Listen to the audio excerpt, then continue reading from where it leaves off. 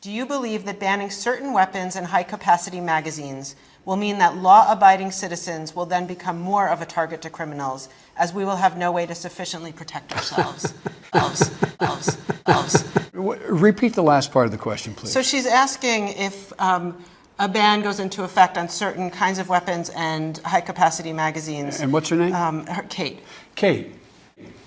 If you want to protect yourself, get a double-barrel shotgun. Have the shells, a 12-gauge shotgun, and I promise you, fired 2 blasts outside the house. I promise you, who's ever coming in is not going to... You don't need an AR-15. You don't need an AR-15. It's harder to aim, it's harder to use, it's harder to aim, it's harder to use.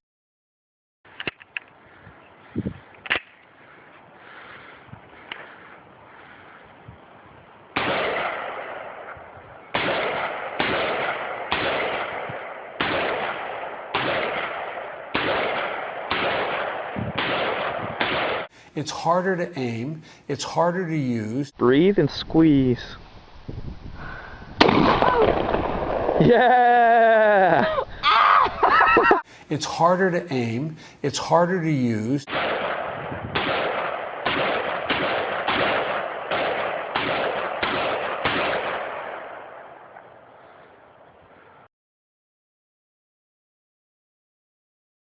You don't need an AR-15.